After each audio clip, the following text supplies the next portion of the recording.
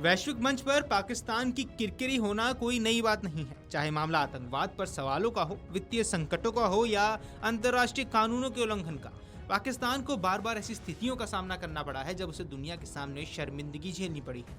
हाल ही में एक बार फिर ऐसी ही स्थिति बनी जब पाकिस्तान के रक्षा मंत्री ख्वाजा आसिफ संयुक्त सुरक्षा परिषद में एक महत्वपूर्ण बैठक में भाषण देने पहुंचे। ये बैठक आर्टिफिशियल इंटेलिजेंस जैसे संवेदनशील और भविष्य निर्माण करने वाले विषय पर आयोजित की गई थी। ख्वाजा आसिफ ने अपने भाषण में एआई के फायदे और नुकसान पर बात करने की कोशिश की। उन्होंने एआई को दोहरे उपयोग वाली तकनीक करार देते हुए कहा कि इसका इस्तेमाल जहां सामाजिक आर्थिक तरक्की और विकास की मदद कर सकता है, वहीं अगर गलत तरीके से उपयोग हुआ तो ये वैश्विक असमानताओं को और गहरा कर सकता है। साथ ही उन्होंने चेतावनी दी कि एआई के सैन्य इस्तेमाल से अंतर्राष्ट्रीय शांति और स्थिरता को गंभीर खतरा पैदा हो सकता है। उनका कहना था कि ऐसी स्थिति में एआई तकनीक को संयुक्त राष्ट्र चार्टर और अंतर्राष्ट्रीय कानूनों के तहत सख्ती से नियंत्रित किया जाना चाहिए। हालांकि ख्वाजा आसिफ का यह भाषण उस तरह से असरदार नहीं बन पाया जैसा वे चाहते थे। कारण ये था कि वो भाषण के दौरान लगातार अटकते रहे। रिपोर्ट्स और सोशल मीडिया पर वायरल वीडियोस के अनुसार उनके अपने छोटे से संबोधन में 7 से भी ज्यादा बार वो अटके और वाक्यों को दोहराते हुए नजर आए और कई शब्दों का गलत उच्चारण तक कर दिया। अंतर्राष्ट्रीय मंच पर दिया गया ये भाषण सोशल मीडिया पर तुरंत चर्चा का विषय बन गया। पाकिस्तान के विपक्षी नेताओं और आम जनता ने इस पर जमकर प्रतिक्रिया दी और उन्हें ट्रोल करना शुरू कर दिया। सोशल मीडिया प्लेटफॉर्म्स पर ख्वाजा आसिफ का वीडियो तेजी से वायरल हुआ, जिसमें वे अपने विचार रखते समय बार बार वाक्यों को दोहराते और झिझकते नजर आ रहे हैं। कई यूजर्स ने कटाक्ष किया कि पाकिस्तान का प्रतिनिधि जब विश्व मंच पर इस तरह से बोलता है तो ये देश की साख को और कम करता है। कुछ ने तो यहाँ तक कह दिया कि पाकिस्तान को भाषण देने से पहले अपने नेताओं को बेहतर ट्रेनिंग देनी चाहिए ताकि वे अंतर्राष्ट्रीय सभाओं में देश की छवि खराब न करें।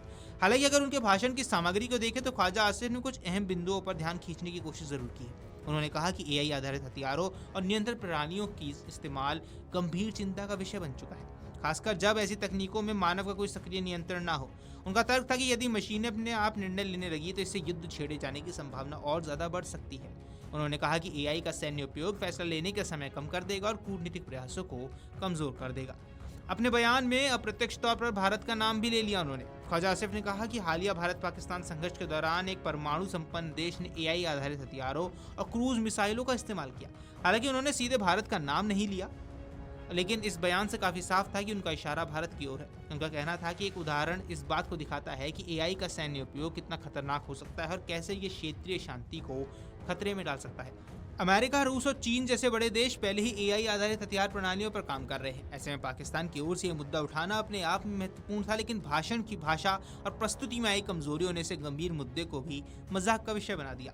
अब विशेषज्ञों की माने तो पाकिस्तान की यह समस्या नई नहीं है। जब भी उसके नेता वैश्विक मंचों पर बोलते हैं, अक्सर उनके बयान विवादों, भाषाई गलतियों व असंगत तर्कों के कारण चर्चा में आ ही जाते हैं। इस बार भी कुछ ऐसा ही हुआ है। पाकिस्तान के रक्षा मंत्री भले ही एआई के खतरों पर दुनिया का ध्यान खींचना चाहते थे, लेकिन उनके झिझक और भाषाई अड़चनें उनकी बात की गंभीरता को कम कर गई।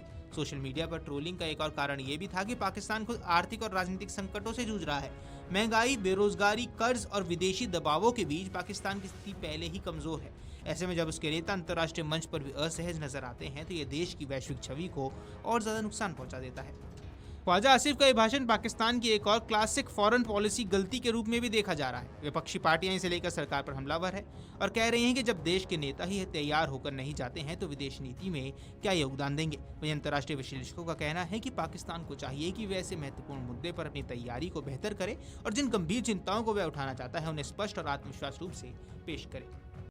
अगर आप ये वीडियो YouTube पर देख रहे हैं तो हमारे चैनल को सब्सक्राइब कर बेल आइकन दबाएं और Facebook पर देख रहे हैं तो हमारे पेज को लाइक करें।